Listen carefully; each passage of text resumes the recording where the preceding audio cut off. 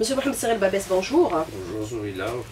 Alors l'économie algérienne fortement impactée par la chute brutale des prix des hydrocarbures, moins 44% de baisse des recettes d'hydrocarbures pour l'exercice 2015. Dans son rapport de conjoncture, le CNES alerte sur la situation économique actuelle du pays. Mais déjà, cette première critique, Monsieur Babès, sur la fiabilité des chiffres pour l'élaboration des données statistiques dans le domaine économique. Quel est votre commentaire justement par rapport à toutes ces critiques? Certains remettent en cause les chiffres communiqués par le CNES parce qu'on travaille sur la base de données datant de 1989. Oui, alors voilà, donc pour nous, la loi dit que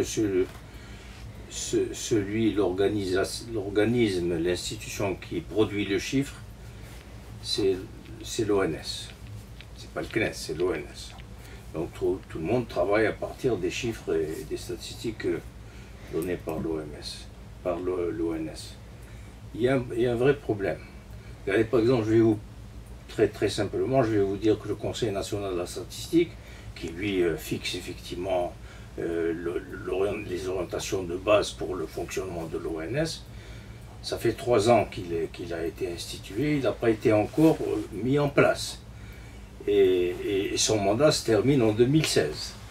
C'est vous dire qu'on est très lacunaire, pour ne pas dire davantage, en matière de production des chiffres. Maintenant, l'ONS en tant qu'ONS, je veux dire, on est dans une approche institution, on n'est pas en train de parler des individus. Regardez, ils ne sont pas plus de 500 personnes qui sont au niveau de l'ONS, comparé à l'organisme homologue, par exemple en France, l'INSEE. L'INSEE, il y a 32 000 personnes. Alors vous voyez, vous faites la différence vous-même. Et donc la production du chiffre chez nous a été très problématique, elle va le devenir de plus en plus.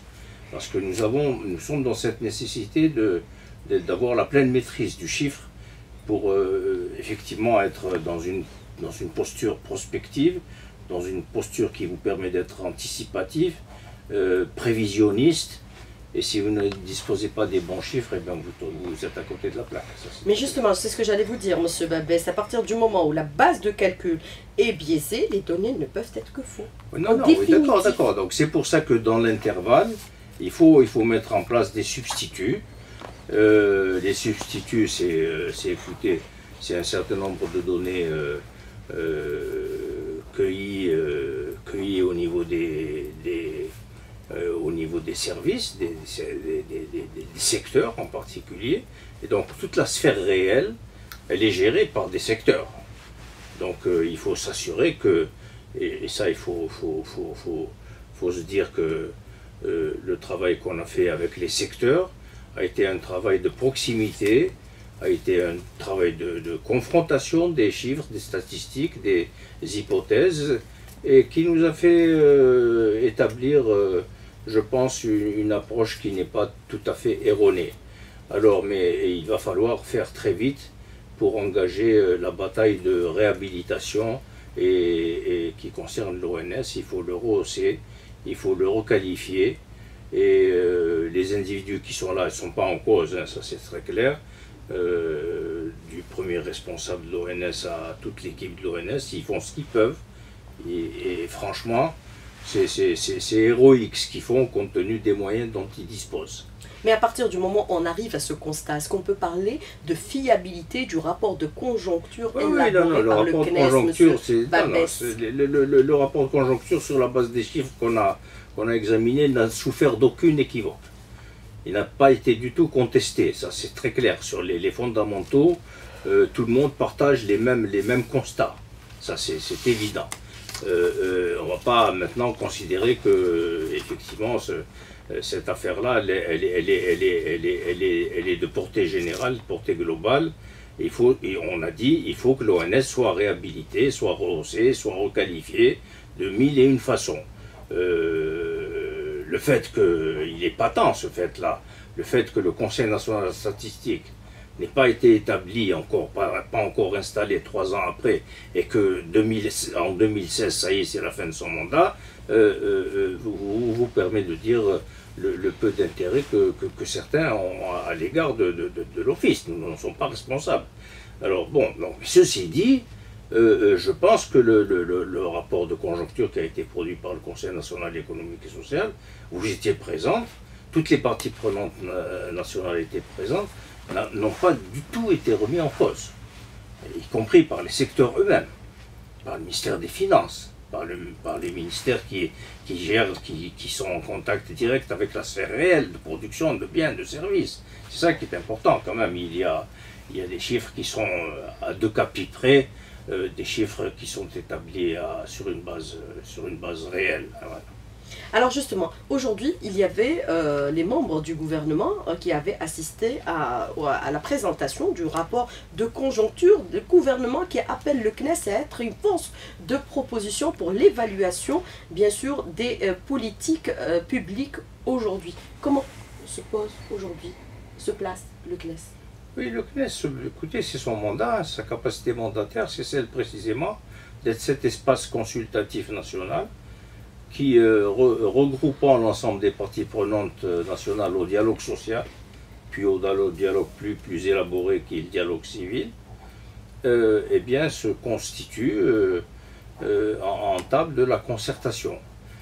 Table de la concertation veut dire que toutes les fois qu'exigé, on doit pouvoir être en posture de produire un certain nombre de réflexions, d'analyses, et ce que vous évoquez plus précisément, suivi et évaluation des politiques publiques, ça va de soi, c'est d'ailleurs un mandat général, mais nous en avons fait, nous, ces dernières années, vraiment la perspective axiale, qui est celle effectivement de se doter de l'ensemble des méthodologies, de l'ensemble des moyens, et de l'ensemble des approches qui sont extrêmement exigeantes en matière de suivi et évaluation des politiques publiques.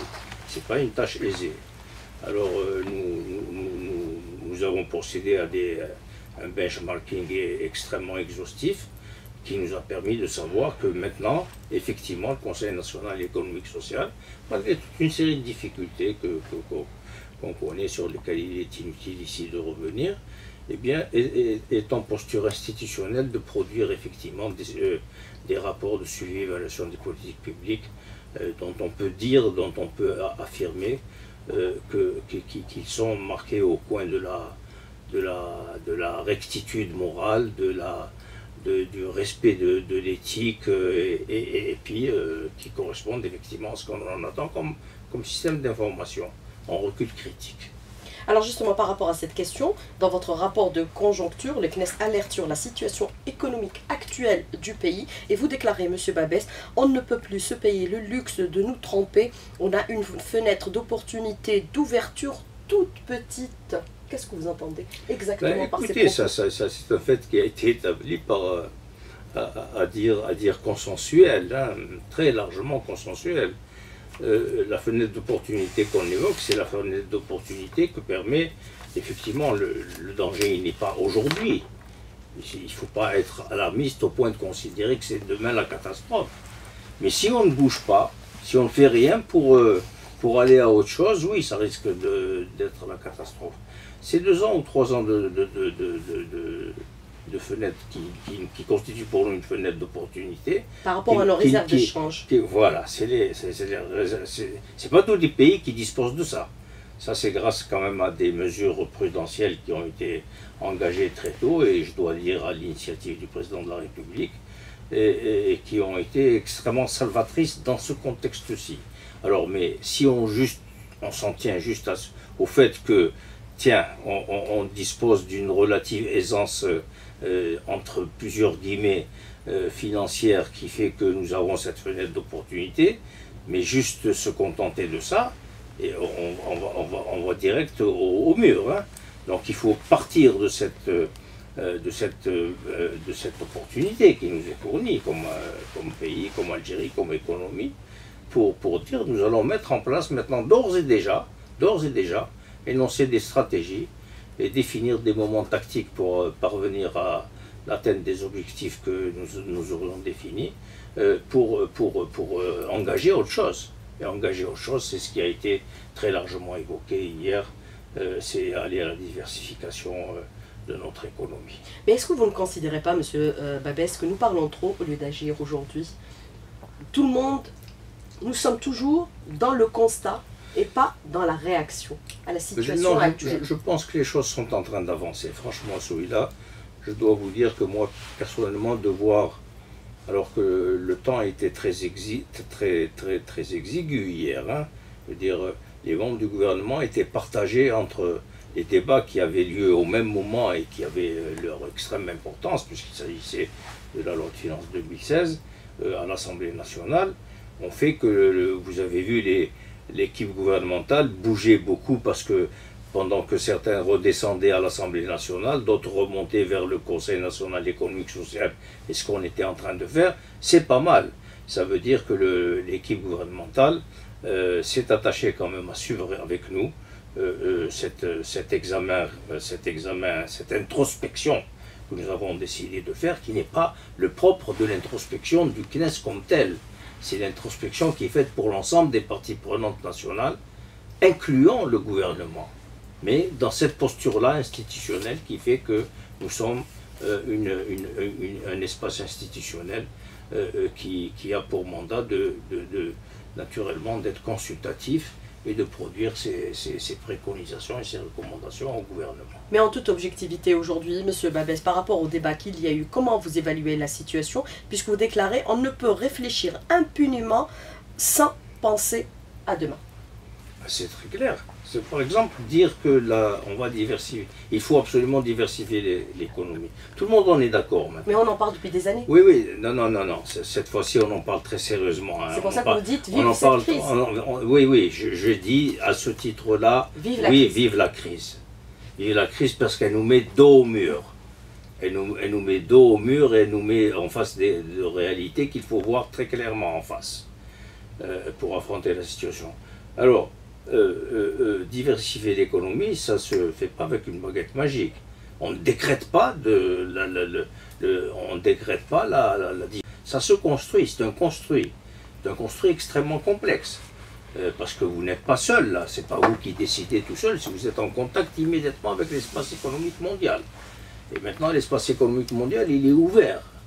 Il est ouvert de telle sorte que si vous n'êtes pas dans l'aptitude et dans la capacité d'être compétitif dans cet espace économique mondial, eh bien vous disparaissez, tout simplement. Donc il faut se battre pour, d'ores et déjà, engager à très court terme, un certain nombre de mesures, mettre en place les prolégomènes qui permettent d'accueillir ensuite les grandes mesures, mettre en place les préalables, les prérequis, et s'engager très sérieusement dans le fait d'aller à la diversification de l'économie. C'est une démarche qui est extrêmement exigeante, qui va requérir de la part de ceux qui s'y sont engagés des efforts considérables. Et vous avez entendu les ministres, les uns et les autres, passer hier et dire leur point de vue à cet égard, et en particulier les ministères qui sont en charge de la production de biens et de services et qui sont sur la sphère réelle dans une articulation toute particulière, par exemple le ministère de l'Industrie et des Mines, dire sa pleine acceptation de ce qu'il faut faire, c'est-à-dire que là, il faut commencer par se donner des éléments stratégiques, dire dans 10 ans, voilà où est-ce qu'on veut aller, et voici comment on va pouvoir y aller. Et là, le chemin critique, il est très si vous n'êtes pas extrêmement rigoureux, eh bien il est très difficile à parcourir. Est-ce qu'on peut baser la diversification sur 5 secteurs clés seulement, ou alors il y a tout à faire aujourd'hui en Algérie, M. Babès? Les 5 secteurs clés qui ont été définis ont été des secteurs clés avec effet d'entraînement extrêmement profond dans le tissu de l'acte de produire des biens et des services. Et donc ces secteurs ont été rappelés naturellement, c'est l'agriculture, travaux publics, tourisme. Bâtiment, tourisme, voilà. Alors ce sont des secteurs qui vont avoir des effets leviers. Mais l'ensemble des secteurs doivent concourir à effectivement être dans cette même dynamique. Ça c'est clair qu'aucun des secteurs ne peut rester en marge du processus de la diversification. C'est tout le monde qui va être interpellé, c'est tous les secteurs qui vont être interpellés, c'est toutes les politiques publiques qui vont... Il faut revoir le tout. Il faut revoir le tout, il faut revoir les systèmes de gouvernance, il faut voir les articulations entre les secteurs, il faut casser les verticalités qui sont toujours là, il faut aller à des versions transversales, à des acceptions transversales, horizontales, qui permettent effectivement d'être dans ce recul critique et dans cette posture qui permet aux institutions et aux décideurs politiques de décider ce qu'il faut décider en toute connaissance de cause. Mais est-ce qu'on peut parler de diversification sans une économie du savoir, Monsieur Babès? Ah, surtout pas, on ne peut pas. On ne peut pas parler de diversification sans une économie Les Américains du savoir. disent après le pétrole, la grande révolution, c'est Internet. Puis c'est pas juste Internet, par exemple, là en l'occurrence, c'est l'économie numérique. C'est un défi, un immense défi. L'essentiel de la valeur ajoutée à travers le monde, ce qui produit davantage de valeur ajoutée à travers le monde, c'est justement cette économie qui est adossée à la connaissance, à l'innovation, au savoir-faire, au savoir tout court. Knowledge economy, knowledge economy. Si vous êtes dans cette perspective axiale, vous êtes en lien avec le reste, c'est-à-dire vous êtes en lien avec les chaînes de valorisation régionales, internationales, qui vous permet d'être là présent au moment où les choses sont en train d'avancer et qui dessinent l'avenir, pas seulement du pays, pas seulement de la région, l'avenir du monde entier. Il y a des bouleversements extrêmement profonds. Il y a une interpellation de l'ensemble des acteurs à travers le monde entier. Et l'Algérie est là, en train de vivre naturellement de façon relativement paroxystique les bouleversements qui ont affecté le marché des hydrocarbures, mais dans un contexte où l'ensemble de l'économie mondiale, l'espace monde économique, il est profondément en cause. Et les mutations sont très profondes, aussi bien aux États-Unis, en Chine, en l'Union européenne. Les pays de l'Union européenne sont en train de vivre des moments extrêmement anxiogènes, aussi anxiogènes que chacun étant évidemment dans ses propres réalités nationales ou régionales, puisqu'il s'agit de des pays de l'Union européenne, mais c'est une crise très profonde qui est en train qui s'est engagée très tôt avec la crise des subprimes. Donc on est là dans les années 2007-2008 et qui produit encore ses effets sur cela. Et alors voilà, donc le choc pétrolier et gazier, et donc voilà, on en est là. Alors ça, c'est un mur auquel on est tous confrontés, évidemment, pays producteurs et pays consommateurs. Alors que faut-il faire aujourd'hui concrètement, Monsieur Babès, pour traverser cette période avec succès, puisque vous avez dit que beaucoup de pays ont mis en place une période de transition, ils l'ont traversée, nous on ne finit pas de transiter. C'est vos propos? Oui, alors là je faisais allusion plus explicitement à la chose suivante.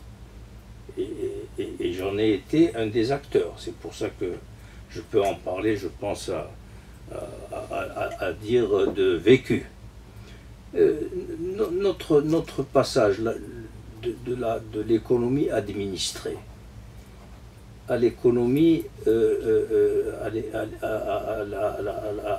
à l'ouverture et à l'économie de marché. Écoutez, on a entamé le processus en 1986, formellement, hein, de façon encore plus formelle en 1988.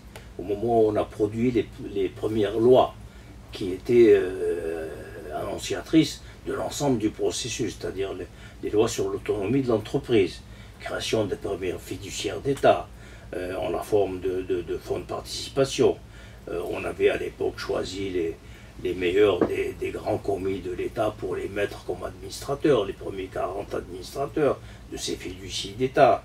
Il y avait là de grands noms, Mourad Medelsi, Youssef Yousfi, toute une série de responsables. J'étais dans les 40 administrateurs, j'ai fait partie des 8 premiers présidents de fonds de participation.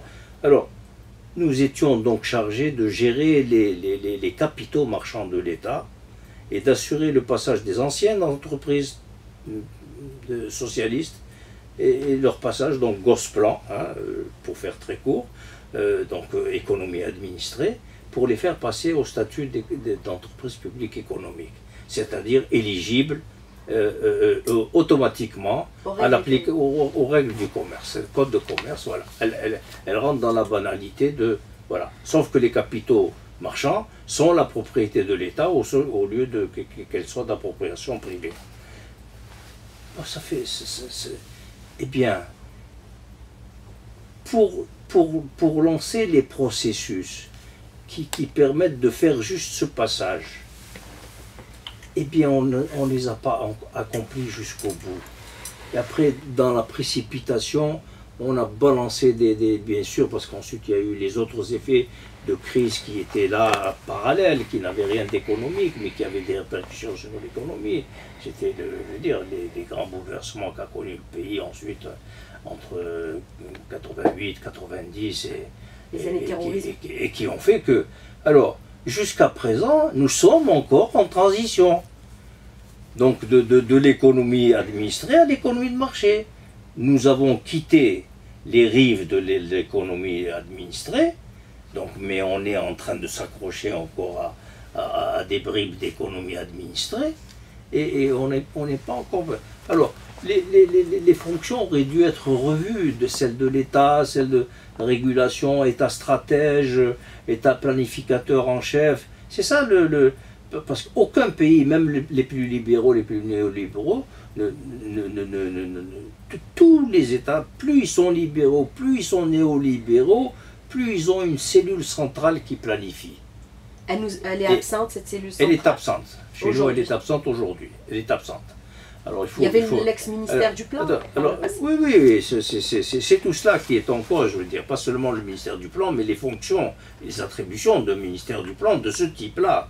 Alors, tous les pays de l'Est, par exemple, ex-démocratie populaire, voilà, c'est une comparaison qui est similaire à la nôtre. Oui, tout à fait nette. Les pays socialistes. Nous appartenons à la même famille de conduite de nos politiques économiques, et nous étions, nous aussi, néo-Gosplan. Ils étaient Gosplan, nous étions néo-Gosplan, mais c'est la même chose. Ils ont fait très très rapidement leur transition. Dès lors qu'ils ont décidé de passer à l'économie de marché, ils sont passés à l'économie de marché. Quelques turbulences, quelques trucs, mais ça y est. Nous, on en est encore là. Qu'est-ce qu'il faudrait aujourd'hui pour être objectif, pour réussir? Eh bien, il faudrait effectivement y aller très fortement, de façon très délibérée, et se débarrasser de tout ce qui est maintenant obsolète dans le système de gouvernance. Les articulations entre le centre et la périphérie, celui qui décide dans la capitale Alger prend la décision, et la périphérie, celui qui l'exécute, c'est-à-dire au niveau du Wali, des assemblées élues, au plus profond du territoire, et nous sommes dans un format de continent, hein, et bien tout ça doit être revu de bout en bout. C'est tout, il faut revisiter tous nos systèmes de gouvernance. En 2011, le président de la République a chargé le Conseil national économique et social de conduire une mission hors norme, de consultation de la population, d'aller dans la profondeur du territoire, et nous avons passé 5 mois et demi entre les vols spéciaux qui étaient mis à notre disposition pour faire nos déplacements. Et donc on a commencé, d'ailleurs, j'avais délibérément commencé par le très grand sud, parce que c'est comme ça qu'on est allé chercher dans la profondeur des territoires. Et quand on est remonté à Alger, ensuite au plateau, etc., ensuite la zone de littoral, et bien on est remonté avec 50 recommandations, dont je dois vous avouer que je ne sais pas trop ce qu'elles sont devenues, en réalité. Donc là, il faut être dans un esprit, il faut être conséquent, hein, il faut être conséquent. Quand on prend des décisions, il faut y aller. Alors, désormais, c'est pour ça que je dis la fenêtre de temps parce que c'est quand même une permissivité pour l'Algérie qui est extrêmement intéressante, mais il faut y aller tout de suite.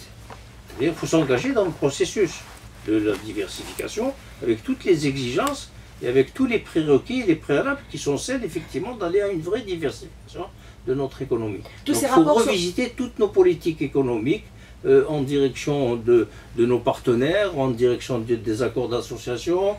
Faut-il adhérer à l'OMC ou pas? Quand est-ce qu'on va le faire? Comment est-ce qu'on va le faire? Etc. À Marrakech, on était déjà éligible. Nous, en 1994, on pouvait aller tout de suite à l'OMC. On n'y est pas allé. On est en 2000, là, on est maintenant fin 2015-2016. On n'est toujours pas dans l'OMC. On est un des rares pays à ne pas être dans l'OMC. Alors bon... Est-ce que vous pensez qu'aujourd'hui, il y a des petits réajustements qu'il faudrait mettre en place pour réussir cette période de transition? C'est de grands réajustements qu'il faut faire, pas des petits réajustements. Des grands réajustements qui concernent effectivement de revisiter les systèmes de gouvernance de haut en bas, et puis d'y aller.